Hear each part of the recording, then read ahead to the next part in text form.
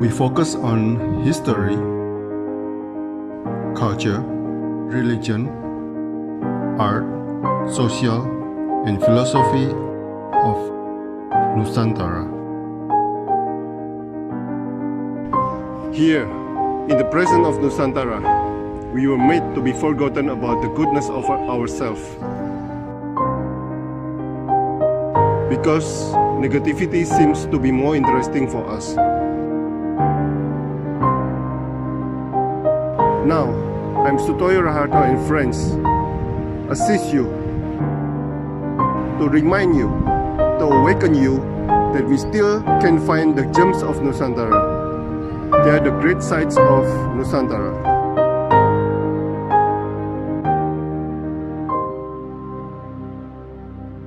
Selamat pagi Bang Afrando Sinaga, seorang pendengar setia ini.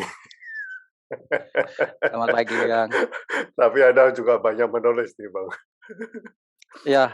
Nah, Bang, Anda dari Medan kok bisa sampai Bengkulu, Bang? Dulu lulus kuliah di sini. Oh, Di oke. Universitas Bengkulu. Jadi setelah lulus di sini, ya udah 4 tahun selesai. Sempat berangkat ke Padang dan beberapa tempat ke Jogja dan akhirnya memutuskan untuk balik lagi ke Bengkulu. Oh, oke. Oke. Nah, Bang, Anda seorang orang Medan.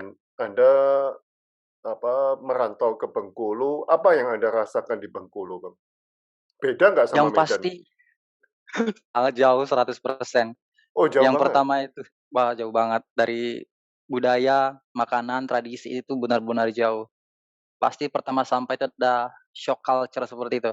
Iya, iya, iya. Ada kebiasaan-kebiasaan itu tuh yang benar-benar jauh dari yang biasa saya lakukan gitu. Jadi itu kayak, ya benar-benar kemungkinan ada sedikit stres sih pasti pas masa-masa pertama sampai di penyesuaiannya itu sulit. Nah Bang, apa spesialnya orang Bengkulu, Bang? Kalau spesialnya utama dari bahasa sih. Bahasa Jadi Rejang? kalau yang di kota Bengkulu mereka menggunakan bahasa Bengkulu. Bahasa Bengkulu. Iya, Oke. jadi waktu masuk ke ke universitas kita kan ada kayak wawancara, tes kesehatan. Jadi Iya. itu kan bahasa Indonesia itu digabung dengan bahasa daerah. Jadi pas Oh, masa itu ada kayak kita ditanya tentang untuk tes kesehatan, ditanya tentang warna-warna, apa kita buta warna atau tidak gitu. Jadi bahasa Indonesia dicampur dengan bahasa Bengkulu. Jadi si ibunya nanya, "Iko warna apa?" Katakan. Hah? Saya bingung. Dia bilang, "Ini warna apa?" Gitu kan. Dia pasti kata Iko gitu kan. Terus mereka kan A-nya itu diakhiri dengan O. iya, iya. Seperti Jadi Palembang. saya bingung. "Bisa diulang Ibu?" katanya. Berulang kali itu sampai ada mungkin 3 kali pada saat itu. Dan sederetan saya itu juga yang pas tes kesehatan itu rata-rata mungkin yang pada masa itu yang orang dari luar Bengkulu gitu. Setelah itu menggunakan bahasa yang mungkin dia ngerti kali ya. Jadi dia gunakan bahasa Indonesia, "Warnanya warnanya." "Oh," baru bilang gitu. Oke, oke. Berarti adatnya masih sangat kuat di Bengkulu, Bang, ya? Banget Banget? banget, iya. Tapi khasnya dari mereka kalau di Bengkulu ini yang saya alami sih sejauh ini, mudah bergaul sih. Mudah bergaul? Iya, Oke, oke. Nah, Anda orang Batak, Bang? iya benar. Iya. Kalau kalau Anda lihat orang Bengkulu itu selain mudah bergaul, bahasanya, apalagi yang Anda merasa istimewa di Bengkulu? Yang di Batak atau di Medan nggak ada gitu? Yang pasti kalau di Bengkulu makanan ya. Makanan? Nah, Anda Iya buka kafe dan restoran, iya, bisa benar saya masak? belajar. Oke, makanannya apa Bang yang spesial di sana? Yang paling saya suka di sini yang sampai saat ini masih ini tuh yang sering saya makan itu, eee, yang paling utama sih. Kalau di Medan sih sebenarnya nggak ada, tapi olahan yang sama itu ada gitu. Dia itu olahan dari durian, Aha. itu yang dimasak itu dijadikan sambal gitu. Oh, Iya, bisa jadi itu? bisa sambalnya itu jadi durian itu tuh yang dijadikan jadi sambal gitu. Terus Oh, juga ikan pendap dari sini ada, dan ada masakan dari ikan pais itu juga, dia unik gitu, lain daripada yang lain. Dan oh, yang paling luar biasanya sih keladi. itu tuh batang keladi itu dijadikan jadi sayur gitu. Makanya Oh, pertama itu saya terkejut ketika ibu kos pada masa itu dia kan habis masak tuh, dia bagikan sama anak kosnya.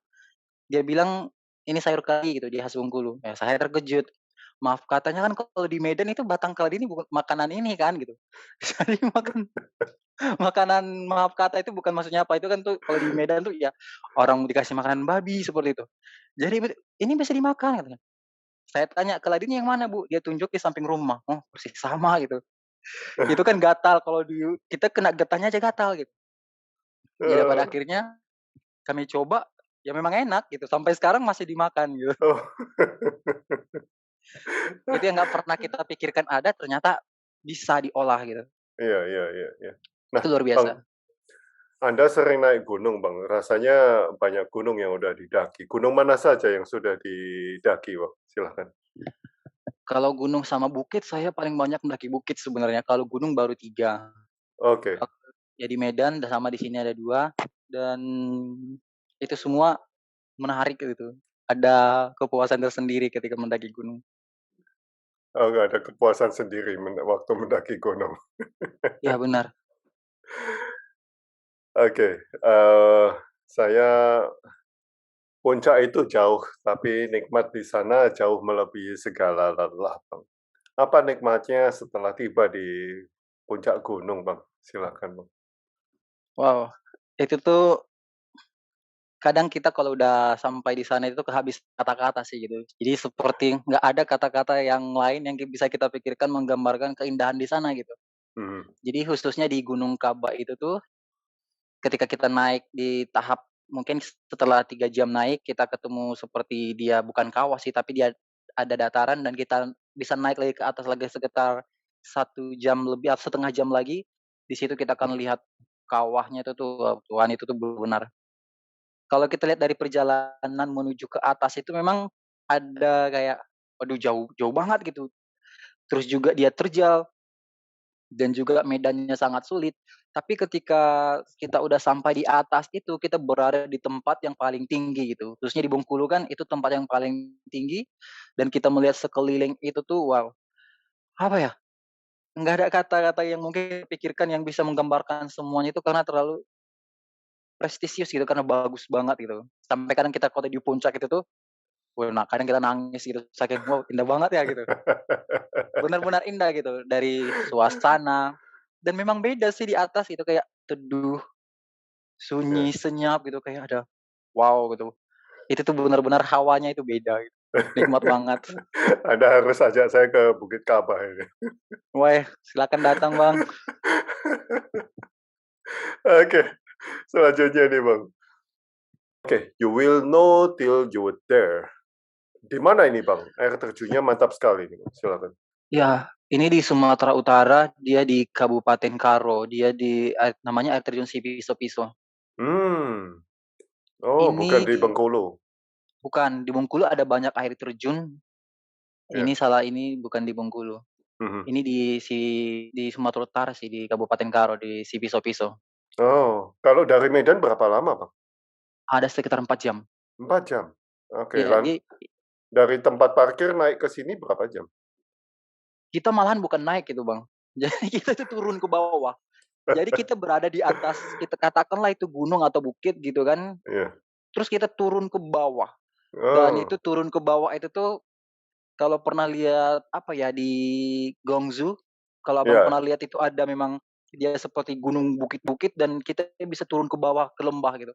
Jadi iya. itu kita turun ke lembah Heeh, dan itu sangat turun ke bawah itu seperti melawan gravitasi. Jadi heeh. kita turun dan cukup menyeramkan sih, cuman kalau orang yang udah terbiasa, it's okay gitu. Oh, nggak Dan ada itu tangganya? dia ada tangga, tapi dia Ada? kemiringannya itu tuh hampir berapa ya, 45% gitu, jadi miring, Oh, benar-benar miring gitu. oh. Jadi kalau kita turun ke bawah itu telinga kita itu udah mulai seperti ya seperti Bang naik bang bang pesawat bang kayak bang. gitu. Iya iya. Jadi seperti naik pesawat, jadi kayak Oh, ada berdengung telinga gitu, karena memang di sana kita cukup turun jauh ke bawah gitu. oke oke. Mungkin handphonenya diletakkan dulu. Oke, siap. Oke, Bang. Berapa jam, Bang, untuk turun ke bawah itu? Kalau turun ke bawah itu kami kemarin karena rame-rame ada sekitar 35 menitan. 35 menit? Ya Ah, karena dia cukup kita harus hati-hati gitu karena kan memang agak licin gitu. iya iya iya iya. Ah, nggak jauh juga ya? Ya nggak terlalu jauh. Mhm. Nah ini Bang, ada satu foto yang cukup ini video ini Oh, sebetulnya Bang, ya. wow. Oke, life is a climb. Di sini Anda sering mengatakan kalau ragu jangan naik, kau harus yakin ya. Apa yang selalu Anda renungkan dalam naik gunung, Bang? Wow. Apakah pernah Anda ragu dan tidak meneruskan perjalanan? Ini salah satu pertama dan terakhir saya untuk ini pertama dan terakhir lah untuk mendaki yang ini gitu. Maksudnya yang pas bagian ini berada di kalau kita lihat kiri kanan itu Bang, itu tuh kawah Jurang? hidup. Iya, Oh, di situ ada baru orang yang meninggal juga karena jatuh dari sisi kiri itu. ah Dan masuk ke bawah itu dia itu kawah itu dia itu masih seperti berasap gitu karena panas itu. Dan di sebelah kanannya itu kayak lumpur lapindo yang dia masih meletup-letup seperti itu, campuran lumpur oh, dan itu tuh di sini memang pas saya ini di tengah itu sebenarnya berdoa tuh di situ, mau mundur, tapi kalau turun ke bawah nggak bisa lagi. Kalau kita turun ke bawah, kemungkinan kita untuk itu tuh mungkin sekitar 80% itu. Jadi yang teman saya satu lagi memang nggak bilang bilang nggak bisa mundur gitu. ah, Itu tuh karena saya perlengkapannya itu nggak ini gitu, maksudnya nggak lengkap pada masa itu itu tidak sesuai standar sebenarnya. iya Jadi pada masa itu memang nggak nggak nyangka kalau yang dia akan seterjal ini. iya Jadi iya iya. Ini di mana, Bang? ini ini masih di gunung ini, masih di Bengkulu, Heeh. dia di Mount Kaba. Jadi, wah itu tuh benar jarang orang ada di sini gitu. Bisa-bisa kalau bisa dibilang sebenarnya saya ini kejebak sih mendaki di sini gitu. Ya dan ini kan kemarin video ini di-repost di Monpedia gitu, dan nonton itu ada sekitar berapa juta orang gitu yang nonton dan memang pas mereka lihat itu tuh ada banyak komentar-komentar yang bilang, apa ya, yang memang orang terkejut bisa sampai ke situ gitu. Heeh. Jadi kalau memang ragu jangan coba-coba deh karena batu-batu itu kapan aja bisa lepas gitu. Jadi Mmm, sampai sampai sekarang sih kalau ingat itu tuh, waduh ada trauma sih sebenarnya. Maksudnya itu tuh ada kejadian yang aneh sih sebenarnya di sini. Karena itu eh, angin kencang dan itu kan berembun gitu. iya. Dan ini benar-benar tinggi. Ini nih kalau diingat-ingat itu tuh ada adrenalin ingin coba tapi ketakutan juga cukup besar gitu. Nah Ini ini sangat tinggi sebenarnya Bang. tujuannya ke mana? Ke puncak atau hanya lewat jalan saja? Ini sebenarnya salah satu tempat yang pengen ditaklukkan oleh beberapa pendaki khususnya yang di Bengkulu gitu, tapi nggak semua orang yang bisa menyelui jalur itu gitu. Ah Jadi kita ini menuju di sana ada beberapa puncak tuh, gunungnya itu kan cuman ada berapa kawah ya, 1, 2, 3 gitu. Ada kawah mati, ada kawah hidup. Jadi kita ini berada ke tempat yang paling tertinggi, jadi ada kawah hidup di mana dari atas itu kita bisa seperti berdiri di atas awan gitu, ibaratnya oh, negeri di atas awan gitu. iya iya iya. Jadi, kita mau menuju ke sana, Mhm. ke puncak paling tinggi gitu. Jadi, melalui jalur ini gitu, dan kita sih berhasil di sana gitu. Oke oke. Loh, mmm, sewaktu naik ini, terus kan nggak bisa turun lagi ya? Iya. Terus pulangnya lewat mana? Nah, ketika aku udah nyampe di atas, di Iya, puncak paling dia di ini kita dari sisi depan, dari sisi belakang itu ada itu jalur hutan, di heeh. situ kita bisa turun di situ jauh lebih aman, dia lebih datar gitu. Jadi maksudnya dia nggak ada terjal ini gitu. Oh, sebelah sini bisa sebetulnya? Yang ke depannya lagi gitu. Kalau ke yang ada Abang bikin tanda panah itu di situ kita nggak bisa. Oh, nggak Karena bisa? kita itu di jalan itu merayap mendaki gitu. Mmm, oke oke. Nah, pulangnya lewat yang sebelah sini berarti?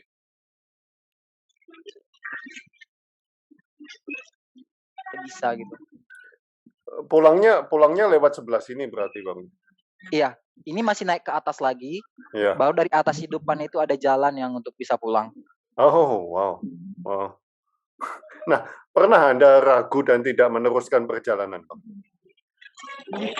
Kalau untuk meneruskan perjalanan itu sih selama mendaki gunung belum pernah gitu. Cuman ada waktu saat di gunung bukan gunung sih sih bilang itu di Talo itu, Jadi itu Bocor malam lagi itu. kita berangkat malam dan Mhm. itu ada apa ya, seperti kedinginan Mhm. dan juga kaki itu rasanya nggak nyanggup lagi untuk naik gitu. Naik ya. Jadi dari setengah perjalanan kita belum menemukan tempat yang harus kita jumpai gitu. Karena Iya. di daerah di Bengkulu Selatan itu ada tempat warga yang tinggal di sebuah perbukitan yang cukup jauh daripada keramaian gitu. Jadi kita udah berangkat malam, hujan, dan itu udah kedinginan banget gitu. Jadi pengen tidur di bawah hujan gitu. Cuman tim saya dan teman-teman bilang, "Ya udah ini dikit lagi," gitu. Karena mereka bilang dikit lagi, setelah setengah jam nggak nyampe-nyampe. Tim saya bilang, dikit lagi," gitu. Ternyata dikitnya itu sampai 3 jam gitu. Jadi Oh. saya bilang, "Udahlah saya tinggal di sini aja, kalian lanjut," gitu kan. Cuma mereka bilang, "Ya satu berhenti ya semua harus berhenti," gitu. Mhm. Akhirnya kita beristirahat sekitar setengah jam gitu. Itu saya udah mau berhenti gitu, biar mereka yang lanjut, saya mungkin nunggu di situ aja gitu. Iya Tapi iya pada iya. akhirnya karena hujan berhenti dan mereka kasih support juga, jadi akhirnya sekitar jam 2 ya, jam 2 subuh kita sampai di tempat itu dan memang ada pemukiman di sana itu, nggak ada lampu, Oh. nggak ada terkejut sih dia, jadi mereka cuma pakai panel surya gitu, Oh, wow dan wow. itu paling hidup dan setelah ketemu warga di situ tuh, akhirnya kita jadi kayak ada semangat gitu. Di mana Bengkulu itu? Ya di Bengkulu, dia itu di Talu. Di Talu? Oh, Iya, wow. Dan banyak penduduknya di sana? enggak, mereka sedikit penduduknya di situ, mungkin ada berapa keluarga itu ya, mungkin ada sekitar 15 yang kami Oh, jumpai gitu, nggak tahu kalau iya sisi iya. yang lainnya gitu. Iya iya iya iya. Nah, ini ada satu lagi Bang, pertanyaannya, fotonya nih. Bang, yang pertama adalah ini pusat konservasi gajah Seblat ini di mana nih Bang? Oh ya, ini TWA sebenarnya, itu tempat hutan lindung yang memang di sini tempat pelatihan gajah gitu. Di Jadi di masih Bengkulu? di Bengkulu ya. Oh, oke.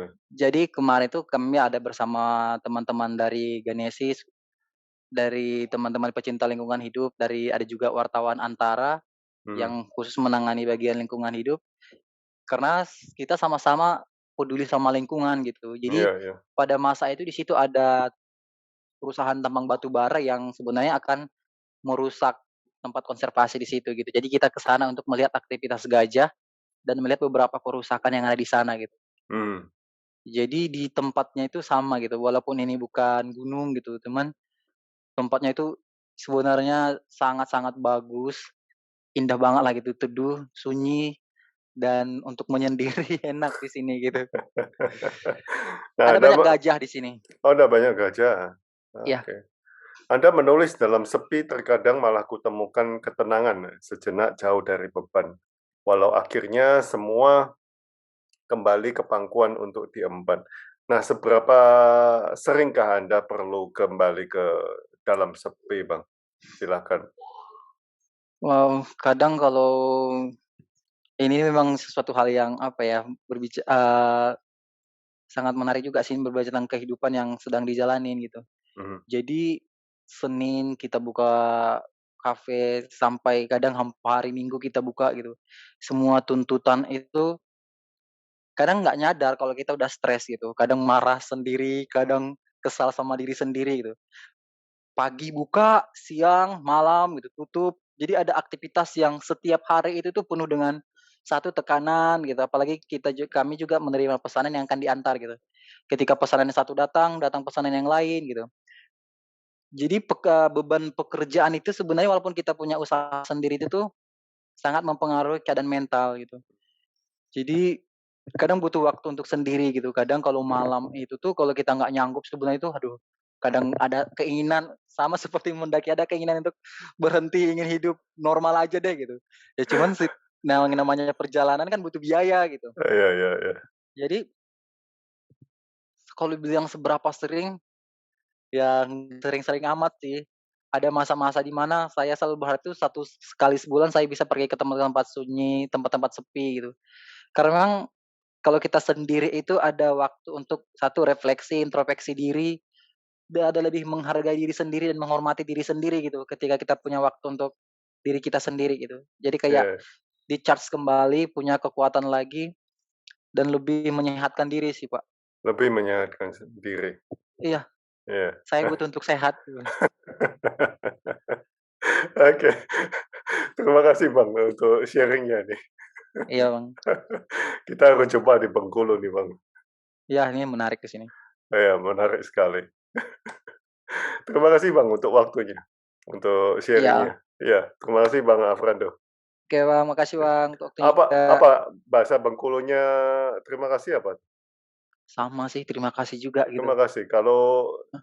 Batak, Kalau Batak mau lihat deh. mau lihat ya, Iya. mau lihat ya. Terima kasih Bang. Oke, Bang, Ya, makasih. makasih.